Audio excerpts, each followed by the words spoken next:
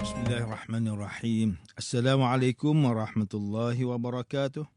Innal hamdalillah nahmaduhu wa nasta'inuhu wa nastaghfiruh. Wa na'udzu billahi min shururi anfusina wa min sayyiati a'malina. Man yahdihillahu fala mudilla lahu wa man yudlil fala hadiya lahu. Asyhadu an la ilaha illallah wahdahu la syarika lahu wa asyhadu anna Muhammadan abduhu wa rasuluh. Allahumma salli wa sallim ala sayyidina Muhammad wa ala alihi wa ashabihi wa tabi'in wa man tabi'ahum bi ihsanin ila yaumiddin. A'udzu billahi minasyaitonir rajim.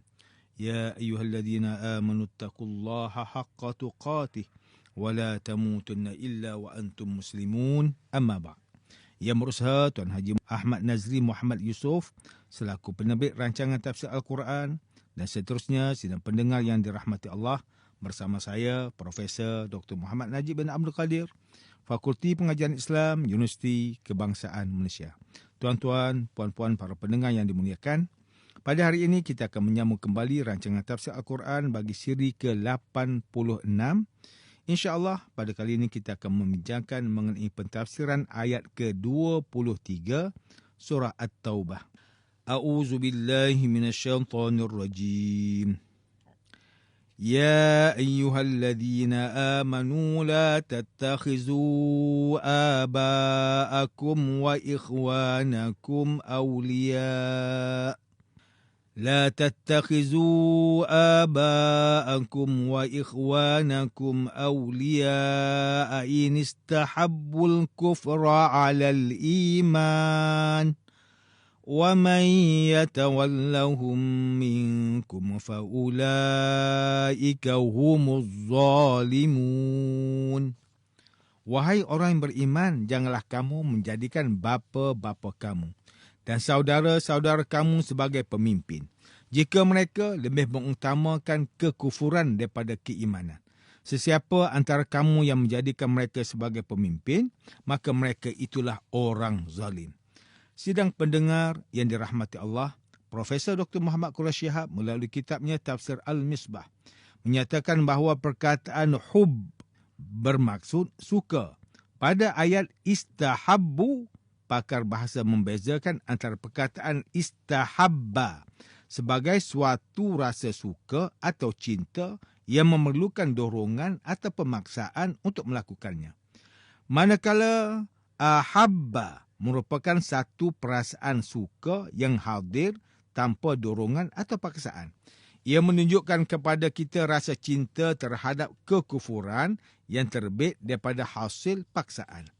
Al-Imam Al-Mufassir Burhanuddin Abil Hasan Ibrahim bin Umar Al-Biqai mengaitkan ayat ke-23 surah At-Taubah ini dengan menghuraikan tentang pertalian darah, daging dan harta benda dengan ayat sebelumnya, yang menghuraikan tentang hal yang berkaitan dengan perbuatan yang dinilai sebagai baik dan hakikat serta kedudukannya di sisi Allah.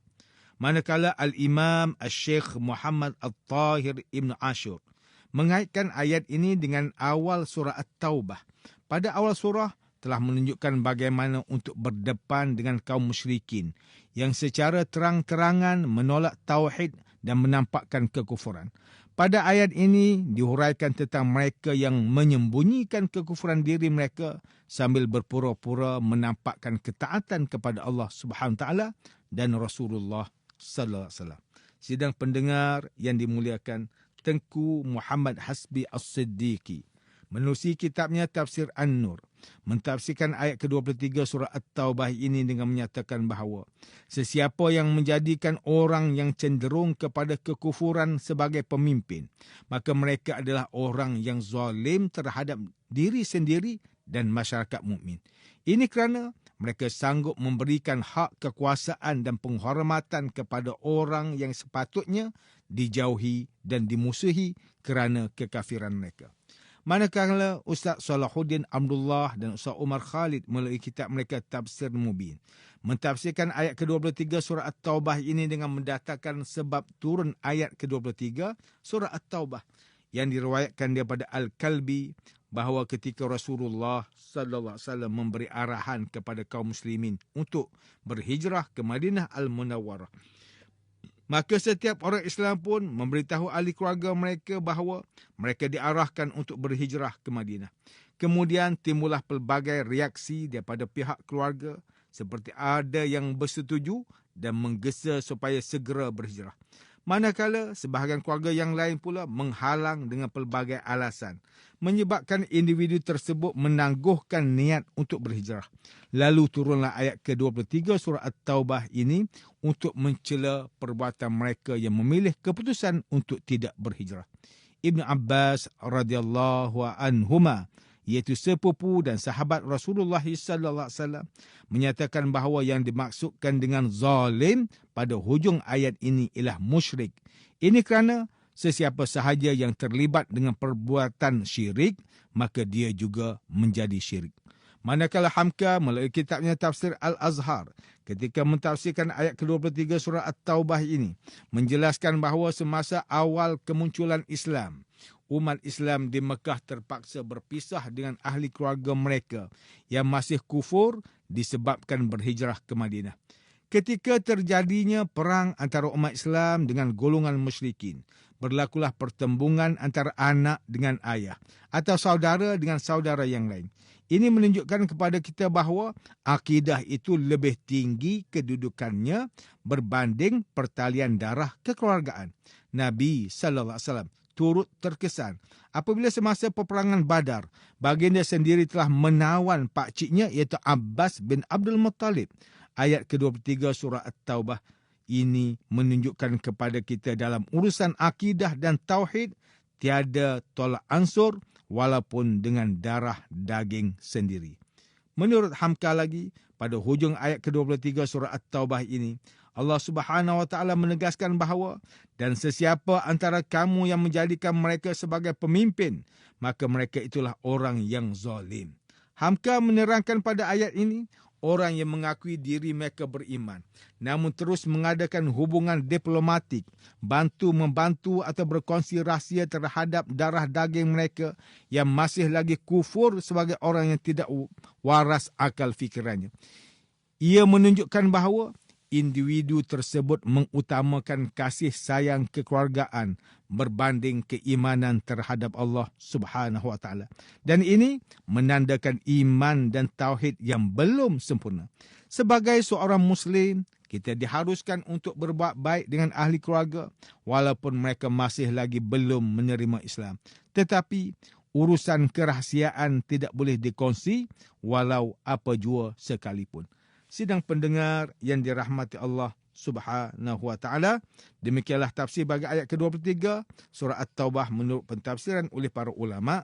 Ayat ke-23 surah At-Taubah ini menjelaskan bahawa dalam isu akidah dan tauhid, umat Islam hendaklah mendahulukan perintah Allah Subhanahu Wa Taala dan Rasulnya daripada segala perkara yang paling dicintainya di atas muka bumi ini. Dalam sebuah hadis riwayat Imam Al-Bukhari, Rasulullah sallallahu alaihi wasallam bersabda, "La yu'minu ahadukum hatta akuna ahabba ilaihi min walidihi wa waladihi wan nasi ajma'in." Tidak beriman seseorang daripada kalangan kamu sehinggalah dia menjadikan aku ini lebih disayanginya daripada bapanya, anaknya dan seluruh umat manusia. Hadis riwayat Imam Bukhari.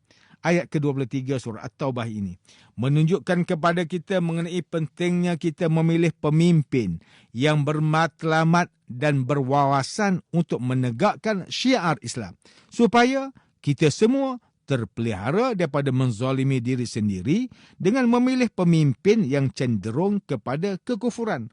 Umat Islam perlulah mendahulukan individu yang mendukung perjuangan Islam dalam memilih pemimpin supaya kemaslahatan dan hak umat Islam terus kekal terjaga dan terpelihara. Sidang pendengar yang dimuliakan, antara pengajaran yang boleh kita ambil daripada tafsir ayat ke-23 surah At-Taubah ini ialah: pertama, setiap Muslim hendaklah meletakkan urusan iman dan tauhid mendahului segala keutamaan dalam kehidupan. Tidak boleh bertolak ansur dalam urusan akidah kerana ia merupakan antara rukun Islam dan rukun iman. Kedua, umat Islam hendaklah berhati-hati apabila memilih pemimpin. Pemimpin yang mendukung syiar Islam hendaklah diutamakan berbanding dengan calon pemimpin yang lain. Sidang pendengar yang dirahmati Allah, sekian sahaja rancangan tafsir Al-Quran pada hari ini. Semoga kita semua mendapat manfaat daripada perbincangan ilmu ini. Insya-Allah, mudah-mudahan kita akan bertemu lagi pada siri rancangan tafsir Al-Quran yang akan datang. Wabillahi taufiq wal hidayah. Wassalamualaikum warahmatullahi wabarakatuh.